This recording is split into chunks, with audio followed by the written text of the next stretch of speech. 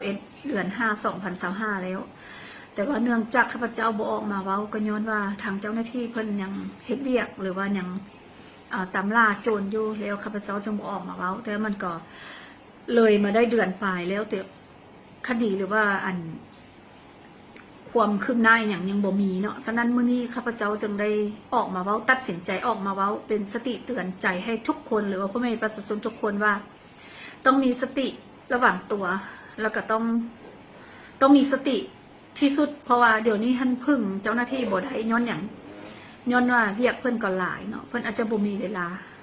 มาไล่ล่าโจรเนาะอันนี้ก็สิขอเว้าแบบนั้นเนาะแล้วข้าพเจ้าจะขอเล่ายาวนิดนึงเพราะว่ามันต้องมีเหตุมีผลของมันเนาะว่ามันเป็นที่มาที่ไปแบบใดคะนะแล้วก็คือมื้อวันที่7ของเดือน5เนาะวันที่7ตอนเช้าของเดือน5ข้าพเจ้ากับผัวได้ไปเสียงขวงเนาะได้ไปเปิดร้านอาหารเพราะว่าข้าพเจ้ามีสวนอาหารอยู่เสียงขวงแล้วผัวเมียข้าพเจ้าไปเปิดสวนอาหารอยู่เสียงขวงแล้ววันที่7ประมาณ8 โมงเช้าโจรได้โทรหาข้าพเจ้าว่าเอ้ยเดี๋ยวนี้เจ้าอยู่สวนอาหารเจ้าบ่ข้าพเจ้าได้ตอบว่าบ่อยู่ย้อนอย่างข้าพเจ้าจึงตอบจังซั้นข้าพเจ้าเป็นคนที่มีสติบ่ได้บอกว่าข้าพเจ้าอยู่ไสเป็นคนที่แบบว่าเฮาไปใต้ก็ว่าเฮาไปเหนือเฮาไปเหนือก็ว่าไปใต้หั่นนะประมาณนั้นเนาะแล้วโจรถามข้าพเจ้าว่าเอ้ยบ่อยู่สวนอาหารเอ้ยเป็นอย่างว่าเห็นรถเอ้ยจอดอยู่หั่นข้าพเจ้าก็ตกใจข้าพเจ้าก็เลยแก้ตัวทันเลยว่าโอ้รถคันนั้นท่านเอาไปให้น้องสายบริหารอยู่สวนอาหารบ่แม่นรถเอ้ยเด้อเอ้ยก็เว้านั้นเนาะรถเอ้ยอยู่เวียงอันนี้เป็นรถเอ้ยอีกคันนึงที่เอาไปให้น้องสายบริหารอยู่สวนอาหารเด้อไปรับไซอยู่หั่นเอ้ยก็ตอบค่อยก็ตอบจังซั่นเนาะแล้วมันก็มิดไปมันก็วางสายไปเนาะแล้วรุ่งเช้าของวันที่8เดือน5/2025ประมาณ11 โมงมันโทรเห็นผู้ชาย2 คนย้อมผมสีทองแล้วก็สักลายเต็มบ่าเต็มแขนนี่มาเลาะอยู่ระเบียงคาเฟ่ของข้าพเจ้าเห็นแล้วก็เลยโทรหาพนักงานอยู่ห้านท่านว่าเป็นอย่างเจ้าจึงป้าให้คนที่บ่ฮู้จักหน้าตาหรือบ่ฮู้จักหั่นน่ะมาเลาะอยู่หน้าบ้านระเบียงของค่อยเพราะว่าค่อยก็เตือนให้ทุกคนว่าพื้นที่ส่วนตัวของค่อยเด็ดขาดบ่ให้ไผเข้ามานอกจากไทยเฮือนหรือว่าพี่น้องหมู่คู่ที่ฮู้จักแต่ว่าพวกเจ้าหนึ่งปล่อยเขาเจ้ามาไล่ออกเดี๋ยวนี้ข้าพเจ้าก็โทรไปให้พนักงานว่าจังซั้นแล้วพนักงานก็แล่นมาบอกให้2 คนนั้นออกจากพื้นที่นั้นไปเนาะเพราะว่าพื้นที่นั้นจะเป็นพื้นที่ส่วนตัวของข้าพเจ้าแล้วก็จะบ่ให้ไผเข้ามาเนาะส่วนที่เป็นร้านอาหารหรือว่าส่วนอาหารมันจะอยู่ส่วนหนึ่งอีกต่างหากเนาะแล้วหลังจากมันออกไปปุ๊บบ่ฮอด10 นาทีมันโทรมาว่าคือว่าเห็นแม่นรถเอ้ยแท้แล้วก็เห็นคือว่ายังเห็นเอ้ยอยู่ในเหือนเปิดประตูอยู่ในเหือนแล้วข้าพเจ้าเองก็ได้ปฏิเสธอีกรอบ2ของมื้อวันที่8ว่าบ่นะบ่ได้อยู่นะบางเชื่อพนักงานตี้ก็ตรวจนั้นเนาะ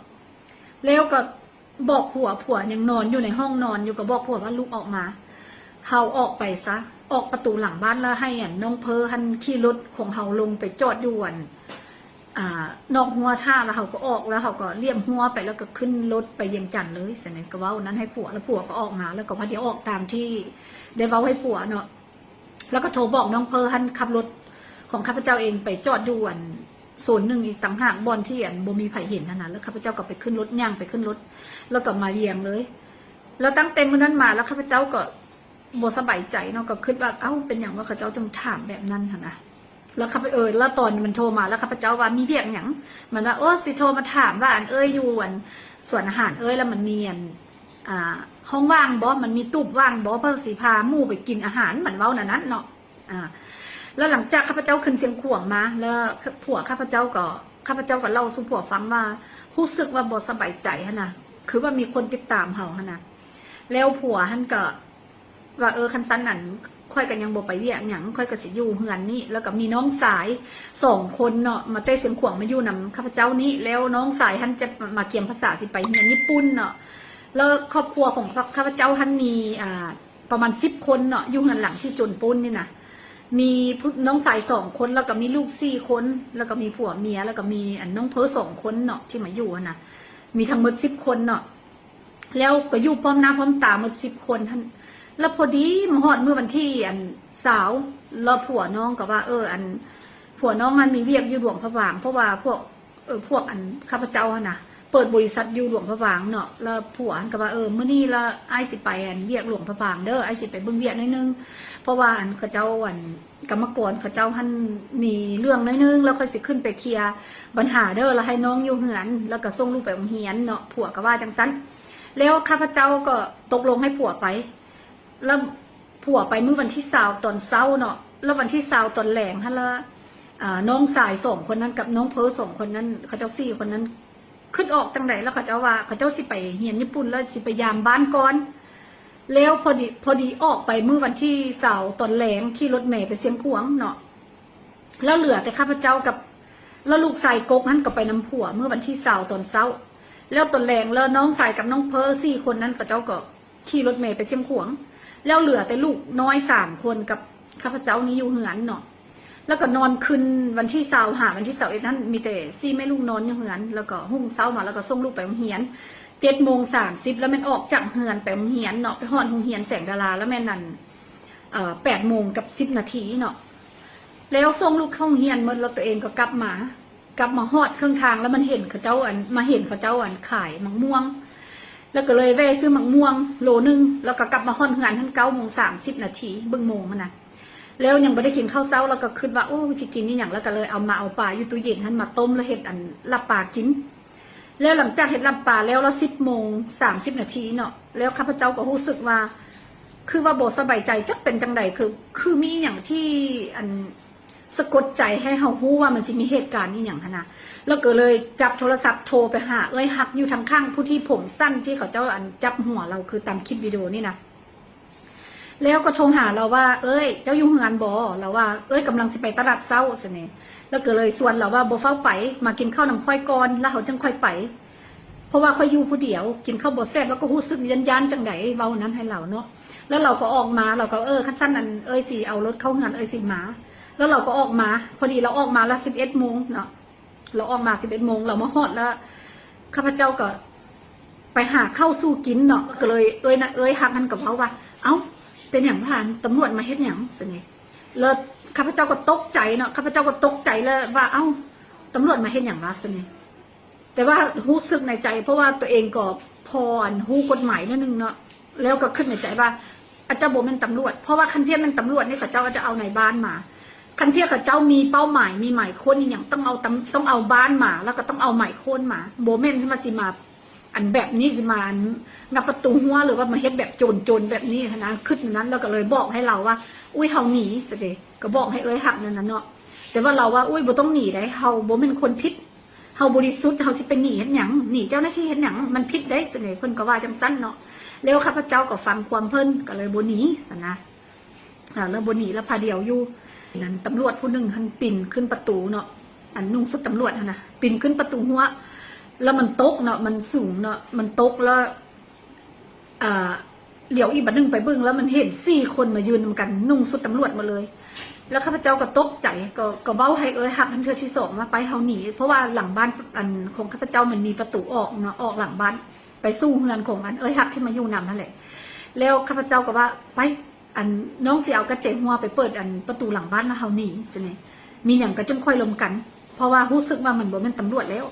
แต่ว่านั้นเราเว้าคำนึงออกมาว่าอุ้ยเจ้าจะหนีเห็นอย่างโบเป็นเจ้าฆ่ายาวะหรือว่าเจ้าเฮ็ดผิดกฎหมายก็สิเนี่ยแล้วตัวเองก็ตกใจว่าเอ้าเจ้าเป็นอย่างยังโบเสื้อค่อยเจ้าค่อยยังเว้าแบบนั้นให้ค่อยแล้วเราก็ว่าโบจักเด้เจ้าจะหนีเด้คันพี่เจ้าโบเป็นคนผิดนี่เจ้าโบต้องหนีก็ต้องอยู่แสดงความบริสุทธิ์ใจให้เจ้าหน้าที่เขากินมากวดคนเฮือนนี่อย่างก็ให้เขามาแล้วข้าพเจ้าก็เลยงงไปมืดเนาะงงไปมืดกระโบเฮ็ดอย่างโบทึกนะแล้วเห็นเขาเจ้าเอาตัดเล็กน่ะใหญ่ๆหันแง่มาตัดกระเจแล้วนั้นว่าโอ้ยเขาจิตัดกระเจแล้วออกไปเลยแม่เจ้าเป็นเจ้าของหันแล้วออกไปเลยแม่แล้วข้าพเจ้าก็ออกไปเนาะข้าพเจ้าก็ออกไปถามมาสบายดีมีเวียนอย่างเนาะเสน่ห์แล้วมันก็เอาปืนอยู่เอวมันท่านออกมามันบ่ได้เฮ็ดจังซี่เลย แต่ว่ามันเอาออกมาจากอันแอวท่านแล้วมันเฮ็ดสั้นๆจังสิมันเฮ็ดนั้นแบบว่าบ่ให้เพราะมันเบิ่งว่าอันเฮือนท่านมีกล้องวงจรหลายนะแล้วมันว่าเข้าห้องเสด็จแล้วอันอยู่ใกล้ประตูหัวมันมีห้องการของข้าพเจ้าอยู่หันเนาะแล้วอันมีเคาน์เตอร์ในห้องการเนี่ยมันบอกมาเข้าห้องแล้วข้าพเจ้าคิดว่าซีอันหนีกลับคืนค่ะนะแต่ว่าย้านมันเอาปืนยิงค่ะก็เลยตัดสินใจฟังความมันแล้วก็เลยเข้าห้องพอดีเข้าห้องไปแล้วเข้าอันห้องการค่ะนะไปแล้วพอดีเปิดอันโทรศัพท์ใส่รหัสพอดีเปิดมาแล้วสิโทรหาผัวแล้วปืนจ่อหัวแล้วมันปีนประตูได้แล้วปืนจ่อหัวแล้วมันอันเอาขาหันมาจักมันเฮ็ดจังเลยตอนนั้นท่านตั้งสติไม่ได้ระบุเลยแล้วข้าพเจ้าก็ล้มลงพื้นแล้วมันก็เอาอันแบบว่ามันเอาตีนของมันมาเฮ็ดจังได๋แหละเพราะว่าตอนนั้นท่านฟังบ่ได้เลยนะตกใจแล้วก็เฮ็ดหยังบ่ถึกเลยนะแล้วก็ล้มอันลงพื้นท่านแล้วมันก็เอาปืนอันจี้ขมับนี่แล้วมันก็มีอีก3 คนตามมาแล้วก็เอากระเจมือใส่กับมือข้าพเจ้าเนาะแล้วมันเอาข้าพเจ้าขึ้นมาแล้วมันเอาปืนจี้หัวว่าเงินอยู่ไสคำอยู่ไสแล้วข้าพเจ้าบอกข้าพเจ้าว่าบ่ฮู้เนาะแล้วมันถามว่าผู้ใดเป็นเจ้าของเฮือนข้าพเจ้าก็ว่าบ่ฮู้ข้าพเจ้าบ่ได้ตอบเนาะคำนี้นะข้าพเจ้าบ่ได้ตอบแล้วมันแล่นมาถามอันฮักนั้นอยู่เฮือนครัวแล้วมันมาใส่กระเจมือฮักอยู่เฮือนครัวแล้วมันมาถามอยู่เฮือนครัวว่าอันฮักนั้นว่าอันเจ้าของเฮือนเป็นผู้ใดแล้วนั้นเราบอกมันว่าอันเนี่ยสุเฮ็ดหยังให้ค่อยเด้ออันเจ้าใส่กับมือค่อยกระยาแต่ว่าเจ้าบ่ต้องฆ่าบ่ต้องตีค่อยเพราะว่าค่อยบ่เป็นเจ้าของเฮือนค่อยอยู่ทางข้างแล้วค่อยมากินข้าวนำเราเป็นเจ้าของเฮือนเสด็จแล้วมันกลับคืนมาฮอดแล้วมันเอาปืนมาขู่มาจี้ว่าเงินอยู่ไสมึงบ่บอกกูสิยิงมึงเสด็จแล้วมันเอาปืนนั้นมาตีแก้มของข้าพเจ้าในเลือดจนย้อยแล้วข้าพเจ้าก็ตกใจแล้วก็คิดว่าอย่าเงินคำซ้ำนี้ท่านบอกมันเอาไปเลยซะเดี๋ยวมันสิยิงเขาตายนะแล้วข้าพเจ้าก็บอกมันว่าอันเงินกับคำมันอยู่ตู้เซฟอยู่ชั้น2เพราะว่าเงินของข้าพเจ้าเป็น2 ชั้นเนาะข้าพเจ้าก็บอกนั้นแล้วมันก็ขึ้นไปชั้น2มันอันบ่ฮู้ว่าจักคนแต่ว่าตามที่คลิปวิดีโอเลยมันขึ้นไปชั้น2แล้วมีผู้หนึ่งท่านเอาปืนจี้ข้าพเจ้าอยู่ไหนอันของการนะแล้วมันขึ้นไปชั้น2แล้วมันไปเอาตู้เซฟมาแล้วมันเอาบ่ได้มันนักเนาะแล้วมันกิ้งลงคันไดลงมาชั้นลุ่มแล้วมันเอาอันงัดเล็กนั่นน่ะเอาไปงัดออกแล้วมันก็เอาคำไป10 บาทเนาะมีใส่แขนของผัวแล้วก็มีใส่คอของข้าพเจ้าแล้วมันก็เอาเงินบาทท่าน100,000 บาทเนาะเงิน$5,000ข้าพเจ้าเป็นคนที่บ่ไว้เงินไว้คำอยู่ในเฮือนเลยเพราะว่าเงินคำท่านข้าพเจ้าจะมีสติที่สุดแต่ว่าเนื่องจากว่าข้าพเจ้าพาครอบครัวไปเที่ยวต่างประเทศมาเนาะแล้วเหลือเงิน5,000 เหรียญมาแล้วข้าพเจ้าสิเอาไปฝากธนาคารแต่ว่าเดือน7นี่สิไปฝรั่งสิไปเที่ยวฝรั่งก็เลยว่าบ่เอาไปฝากแล้วสิเอาไปเที่ยวฝรั่งแล้วอีก100,000 บาทแล้วมันข้าพเจ้าไปแลกก่อนหน้านั้น2 มื้อสิไปซื้อเครื่องจากไทยมาเข้าโรงงานเนาะเพราะว่าข้าพเจ้าก็เป็นเจ้าของโรงงานสาเนาะสาเขียวนะแล้วสิไปซื้อ2 สาซื้ออย่างนั่นแหละแล้วข้าพเจ้าบ่ได้ไว้เงินอยู่เฮือนเนาะเงินกีบก็จังบ่มีราคาท่านละแม่นมื้อก่อนท่านก็มีหลายแต่ว่าข้าพเจ้ารู้สึกว่าบ่ปลอดภัยระบบวินบอลฝากบอลไว้แล้วมักเที่ยวมักบ่อยู่เฮือนแล้วข้าพเจ้าก็เลยเอาไปขายหมดแล้วผัวท่านบ่ให้ขาย10 บาทนั้นผัวก็จะให้จงไว้ให้มีให้ตัวก็จึงจงไว้เนาะแล้วมันเอาไปซ้ำนั้นแล้วโทรศัพท์ของข้าพเจ้า2 หน่วยนึงเป็นSamsung เนาะตัว Samsung 24ตัวออกใหม่ล่าสุดหน่วยนึงท่านแม่นแม่นบ่ชื่อซื้อมัน หน่วยนึงท่านแม่นโทรศัพท์คือนั้นท่านคือมาAppleท่านบ่ชื่อแล้วโอ้สมองบ่ดีแล้วเนาะแล้วตัวนั้นท่านซื้ออยู่2,000 ปลายเหรียญเนาะไปซื้ออยู่ต่างประเทศเนาะแล้วมันเอาไปเนาะมันเอาไปหมดแล้วหลังจากที่มันปุ้นเฮือนหลังจากที่มันนั้นได้เงินได้คำหมดนะแล้วมันแล่นมาบอกผู้ที่เอาปืนจี้ข้าพเจ้าอยู่ห้องค่ะว่าหัวหน้าเฮือนเขาเจ้านี่มีกล้องวงจรหลายได้เสนมันเบ้านะแล้วบักอันนั้นท่านจึงปล่อยข้าพเจ้าแล้วมันจึงขึ้นไปเอาหน้าจอของกล้องท่านแล้วข้าพเจ้าจะมาตัวนี้จะเป็นความลับเนาะข้าพเจ้าจะบอกว่ามันมีอย่างแล้วมันเป็นอย่างว่ามันจึงได้แต่กล้องมันจึงได้แต่จอเนาะเพราะว่าข้าพเจ้ามีความลับที่บอกให้มันเอาตัว กล้องดำหรือตัวเก็บข้อมูลได้แล้วมันเอาแต่จอไปแล้วมันซ่อมหาตัวนั้นแล้วมันถามข้าพเจ้าว่าตัวนั้นอยู่ใส่ข้าพเจ้าก็ว่าบูฮู้เนาะแล้วมันเอาแต่จอไปหลังจากมันเอาจอได้แล้วมันเบ้าว่าเอามันขึ้นรถสิเนี่ยแล้วว่าเสียเอาข้าพเจ้าขึ้นรถแล้วข้าพเจ้ารู้สึกว่ามันต้องเอาไปเรียกค่าไถ่หรือว่าต้องเอาไปเห็นสิ่งที่บุดีขั้นสั้นกูจะตายกูก็ตายอยู่เงินบนแหน่งไปข้าพเจ้าขึ้นในใจนะนี่แล้วมันดึงข้าพเจ้าออกมาข้าพเจ้าก็เอาขามาใกล้ใส่ประตูฮันเพราะว่าบ่มีมือจับเลยเด้มันเอามือใส่กระเจมาเลยแล้วบ่มีมือจับแล้วมันดึงข้าพเจ้าจึงหันล้มฟุบออกจากประตูมาใส่หน้ารถมันคือคลิปวิดีโอตัวที่เขาเจ้าปล่อยไปเนาะแล้วหลังจากข้าพเจ้าออกมานอกแล้วพอดีมีประตูทางข้างผู้หนึ่งกับประตูหน้าบ้านมีเฮือนสองหลังที่อยู่ติดเฮือนข้าพเจ้าแล้วมีประตูสองคนอยู่ฮันแล้วข้าเจ้ายืนบึ้งแล้วข้าพเจ้าส่งสัญญาณให้สองคนนั้นว่าโบแม่นตำรวจเด้อโจรมันโบมีหมายค้นแล้วมันก็ถามแต่เงินแต่คำมันแม่นโจรสิเนี่ยแล้วประตูนั้นก็เฮ็ดหน้าสีหน้าบดีน่ะแล้วมันจึงเอาข้าพเจ้ามาทิ่มใส่เฮือนขวามันซุกข้าพเจ้าที่ใส่เฮือนขวาแล้วมันจึงแล่นหนีขึ้นรถตามวิดีโอที่ทุกคนเห็นเนาะตอนที่มันแล่นหนีฮันย้อนว่าข้าพเจ้าส่งสัญญาณให้คนข้างๆหรือว่าเฮือนอ้อมข้างฮันว่ามันโบเม่นตำรวจมันเม่นโจรมันโบมีหมายค้นแล้วมันก็เอาเงินเอาคำไปมันมาคู่เงินคู่คำนะแล้วมันจึงแล่นหนีขึ้นรถคือคลิปวิดีโอที่เห็นเด้อแล้วตัวนี้ฮันเป็นสติเตือนใจเนาะเพราะว่ามันมาหลายแบบโจรเดี๋ยวนี้นะมาหลายแบบแล้วหลังจากนั้นมาแล้วข้าพเจ้าจึงมาบึงกล้องจรคืนหรือว่าทางเจ้าหน้าที่เอากล้องบึงคืนแล้วจึงเห็นมันติดตามข้าพเจ้าตั้งแต่เมื่อวันที่7มาแล้วแต่เมื่อวันที่7แล้วมันมาจอดรถเมื่อวันที่6แล้วมันมาจอดรถกลางคืนอยู่ประมาณ1-2อยู่ประตูหัวหันติดตามจนหุ่งเศร้าข้าพเจ้าออกจากเงินไปแล้วมันติดตามนำไปแล้วแต่ว่ามีผัวแล้วก็มีหลายคนแล้วมันบกล้าเฮ็ดอย่างเสื่อนะแล้วก็บอกว่าคันเพียผัวอยู่นี่จะเขาเจ้าสิต่อสู้จังไหนเนาะอันนี้ก็เป็นตาย่านแล้วก็มาเล่าสู่ทุกคนฟังว่าเหตุการณ์นั้นเกิดขึ้นจังไหนเนาะที่มาที่ไปของคลิปแล้วก็เหตุการณ์มันเป็นอะไรเนาะแล้วก็ทุกคนต้องมีสติผู้ใดที่เป็นคนที่มีฐานะน้อย